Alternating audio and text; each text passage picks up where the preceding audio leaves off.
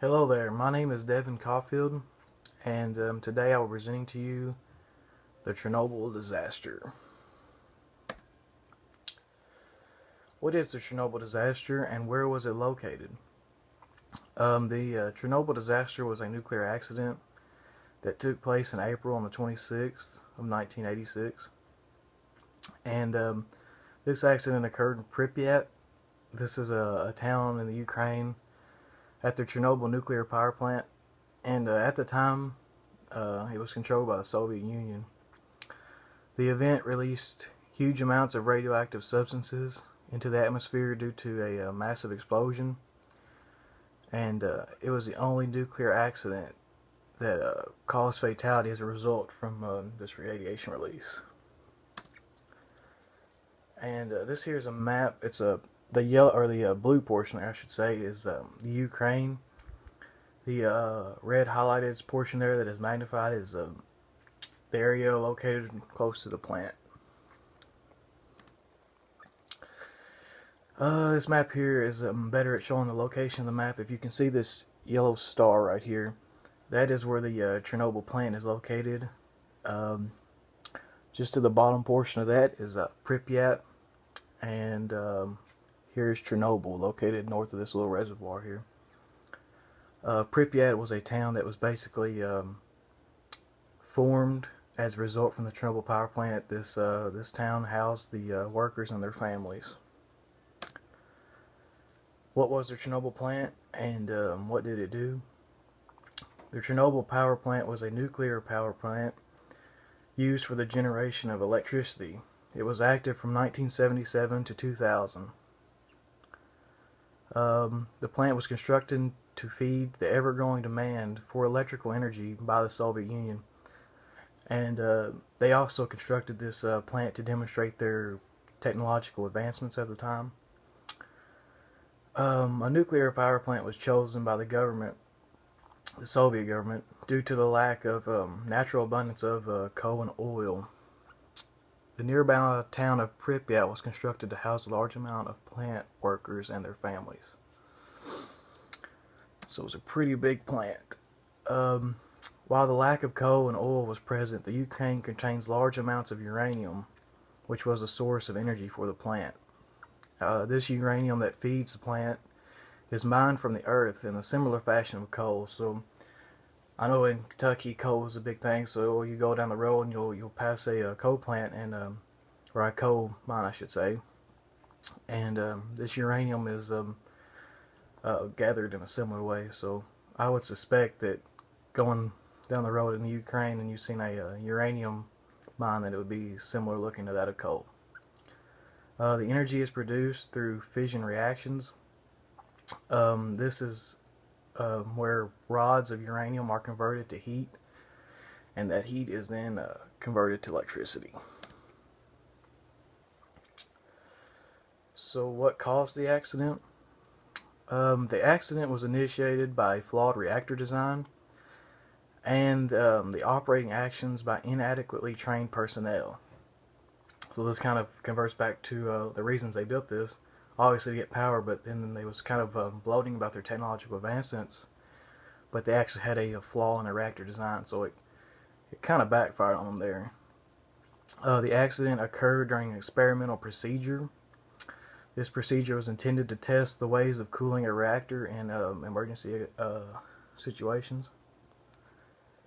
The test was set to be carried out during a scheduled shutdown of reactor number 4. This shutdown, the scheduled shutdown, was usually in the order of maintenance, so they decided they was going to test it during the maintenance process. The test was conducted to find a solution to the plant's safety flaw of potential meltdown in case of total electricity loss.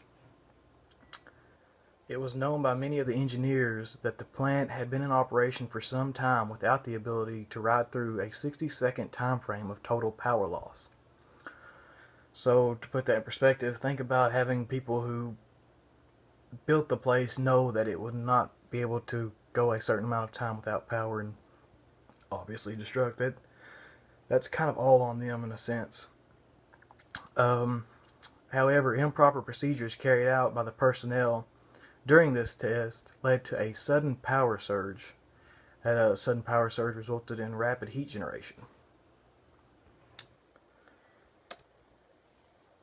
This rapid heat generation by this surge led up to the buildup of steam pressure from the reactor's cooling systems. So these reactors used water for cooling, and when the sudden power surge came in, obviously everything got extremely hot, and this pressure builds up from the cooling systems. This extreme buildup of steam ultimately led to structure failure, which resulted in the explosion and fire located at reactor number 4. So this intense expansion of the cooling systems inevitably resulted in that explosion. And here's a couple of pictures. The one on the left is a picture of the control room of one of the... I'm pretty sure that is not reactor number 4. I think it's reactor number 3. And the picture on the right is a picture of reactor number 4 after the explosion. So you can just see the mass destruction. You have structural integrity down here that has been flawed. So I mean, that was a very big explosion. What resulted from the accident? The resulting explosion from the power surge was so great it completely dislodged a 1,000 ton plate that covered the reactor's core. So 1,000 ton, let's see, I'm not real good at math, but that's 2 million pounds, I believe.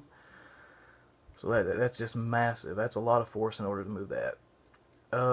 After the initial explosion had taken place, a fire had developed shortly after and burned uncontrolled for a 2-week time period. So you can just think of this nuclear particles inside of this reactor, and it was burning for 2 weeks, releasing this stuff for 2 weeks into the atmosphere, which is just a substantial amount. This uncontrolled burning released a large amount of long-lived radioactive isotopes across many portions of the northern hemisphere. Just a devastating event. How much radioactive material was released? Before we crunch the numbers on these radiation levels, we need to know how this radioactive material is measured. Radioactive material is measured in what is called curies. A curie is the amount of radiation that's equal to the disintegration of 37 billion atoms per second. This information was pulled from the World Information Service on Energy. According to the Soviet authorities at the time of the explosion, an estimated 50 to 80 million of these curies was released to the incident, which is a large amount in itself. However, 3 years after the accident, Time magazine released an article reporting that perhaps 1 billion or more curies were released. More evidence disproves the Soviets' claims from the U.S. government's Argonne National Laboratory, that mentioned an estimated 30% of the reactor's 9 billion curies were released. That's close to 2.7 billion curies, which is just a substantial amount, and just proves that the Soviets was trying to hide the true amount of how much that they've actually done. What are the effects to the environment from the release of all this? The released radioactive material spread throughout the surrounding environment and drenched much of this in radioactive particles. Most of these particles settled on the trees and similar vegetation. It is approximated that 400 hectares of surrounding pine forest was killed, which is just a massive amount. Also, observation of animals within a 30-kilometer zone from the epicenter of the explosion has found an increased rate of mortality and a decrease in reproductions. There have also been reports, even some recent, of genetic anomalies in both plants and animals found in this 30-kilometer surrounding area, known as the exclusion zone. This picture here is a diagram of the surrounding forest. You can see the very top of this triangle here. This is the reactor number 4, and these are the dotted lines to indicate where the main path of the particles would have traveled. But even without those lines, I mean, you could clearly tell by the forest right here of how less dense it is inside this. and obviously the wind is what carried the particles. So at the time of the explosion, this is the direction the wind was flowing, and it's just massive. Look how less dense the trees are, and there. It's just a crazy, devastating event. What are the effects to the local human population? There was a total of 30 Chernobyl power plant workers that died as a result of this accident.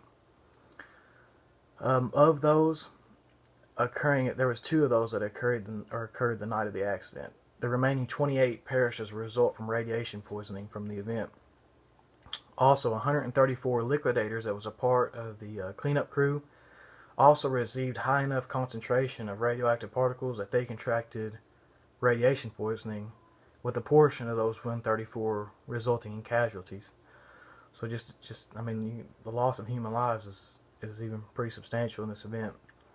There has also been an increase in diagnosis of thyroid cancers and leukemia in residents that reside around the surrounding areas of the plant during the time of the accident. Just devastating. Perhaps one of the greatest effects on local populations, however, was the forced evacuation of their homes. There was around 350,000 residents that were forced to leave their homes in a short amount of time without the possibility of return. So you can just think of just having like a small amount of time period where you're told you've got to evacuate now, get what you can, and leave the rest behind is basically what happened. So I mean, you just have all these people being uprooted from their homes, and without the possibility of return, it's just psychologically it's devastating. This type of swift uprooting results in negative psychological effects for some inhabitants. So, like I said, it would just be very hard. These are 2 pictures of Pripyat, which is the town that was located to house the workers and their families. This was the town that was evacuated swiftly after the explosion. And you can just see, I mean, it's just this post-apocalyptic scene of where everybody just disappeared, It's very eerie. How long will these nuclear effects last? We are approaching the 30-year anniversary of the Chernobyl accident, and the plant and the surrounding areas, this includes the town we just seen, Pripyat, still remain uninhabitable. Local authorities claim that radiation levels around the plant remain to be at a deadly level, and it is expected that the area will remain uninhabitable for another 180 to 320 years from now. Which is, I mean, it would be many great-grandchildren before they would be able to come back to their homeland, which is just substantial. There was a cement sarcophagus that was hastily built by the team of liquidators that was sent to clean up in 1986. The combination of poor build quality and environmental effects have begun to take its toll on the structure, and there's an ever-growing risk of further contamination if that structure were to fail. Excuse me. And this is a picture. This is showing them after the explosion. That is actually the original sarcophagus right here being constructed by the liquidator. So you can see they're just throwing up concrete and rebar just to kind of house the radiation. What are, if any, the rehabilitation efforts? In 2007, construction was announced of a new sarcophagus that would be built to cover the already existing structure in order to prevent further radiation damage and promote environmental healing. According to the World Nuclear News, the structure is projected to be constructed in 2 separate pieces away from the reactor site. So these 2 giant pieces will be built off the site. And then once completed, the 2 will be mated together and slid to the reactor via rails where the structure will remain entombing the reactor. So they're going to build them separate off-site, as to decrease the effects of radiation for their workers. Mate them together all at one time and then slide them over just to try to keep their workers out of harm's way as much as possible.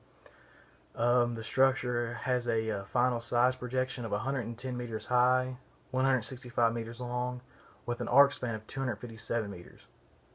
The structure is estimated to last at least 100 years or more. So you can just think, I mean, 110 meters high with an arc of 257. This is a massive structure. After many financial setbacks, the structure is estimated to be completed by the year 2017. So it's approaching fast. This diagram up here in the top left, this is the structure being constructed, the new one that's going to cover it. And this diagram here is showing where they're going to slide them together and then slide them over the little clay colored building there. That is the existing sarcophagus that is beginning to fall apart.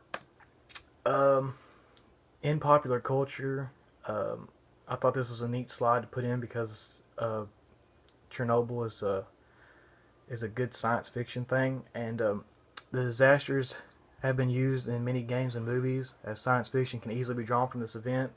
You know, with the fear of radiation and stuff, they can really pull on people's minds. The majority of these items, though, are extremely far-fetched, and but they also contain some facts with regard to location. Many show uncanny similarities to the sites that can actually be seen at the locations. And just to name a couple, I'm sure some of you have come into contact with these at some point in time. The 2012 American disaster horror film, The Chernobyl Diaries, and the 2007 first-person shooter video game, Call of Duty 4, which had campaign missions located in Pripyat after the explosion. So they're very neat. Check them out. As for a recap, the event that took place on that fateful day in 1986 resulted in the loss of many lives, as well as the uprooting of hundreds of thousands who will never see their homes again. I mean, that is just dreadful to think about, you know. Also, a large amount of the surrounding environment was either destroyed or altered in some way, and it may take hundreds of years for this to return to normal. So. That being said, the biggest thing that I would like you to take from this presentation is the realization of how quickly and strongly human interaction can affect the environment around us. You know, these interactions can either be classified as positive or negative, but regardless of that fact, we as humans need to take caution with every action we do, because, I mean, as demonstrated with the Chernobyl accident, it just takes one mistake to have irreversible effects. You know, I mean, this was one nuclear explosion. I mean, just think, you know, I mean, how much, if a series of this happened, I mean, you could really alter the planet. This here is my works cited page. Like I said, many of these are very good sites to check out. And yeah, that concludes this presentation. I hope y'all enjoyed it, and I hope that you have been well informed about the Chernobyl disaster. And have a nice day.